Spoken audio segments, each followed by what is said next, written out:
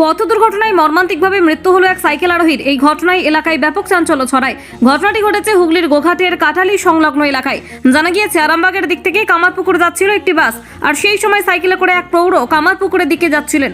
বাসটি নিয়ন্ত্রণ হারিয়ে ওই সাইকেল আরোহীকে ধাক্কা মারে। ঘটনাস্থলেই মৃত্যু হয় ওই প্রৌঢ়ের।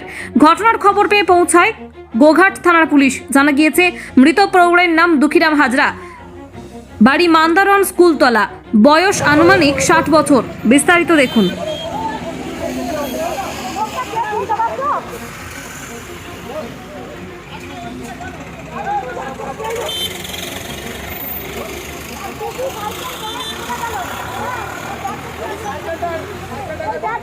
সাইকেলটা তোমার কাছে দিয়ে রাখো।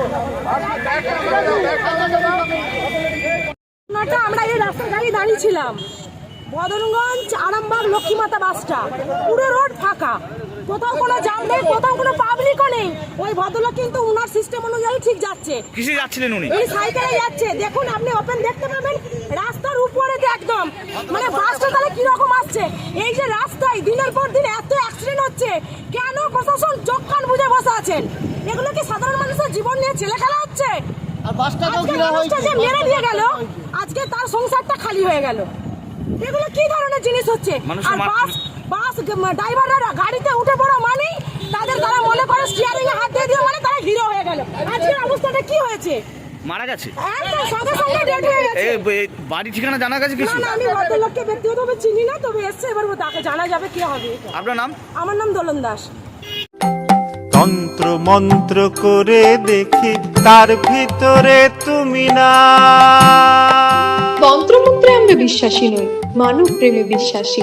মানবতার বীজ বপনে 24 থেকে 28 জানুয়ারি আমরা আয়োজন করেছি আন্তর্জাতিক গোসাই পরবের। পঞ্চম বর্ষে তিঘুরির মাঠে পরবে থাকছে এদেশের পাশাপাশি বাংলাদেশ, রাশিয়া, জাপান সহ বহু দেশের বাউল পুকিরা। থাকবে পুরুলিয়ার ছোয়ের মুখোশ থেকে খোয়াইয়ের হাট, হস্তশিল্পের সম্ভার, বাংলাদেশের নকশি কাঁথা, পিঠে ফুলের স্টল। মানুষের মধ্যে ঈশ্বরের অস্তিত্ব খুঁজতে সামিল হন আমাদের সকলের উৎসবে। শাস্ত্র গ্রন্থ পড়ি যত, আরো দূরে সরে যাই, আরো দূরে সরে যাই।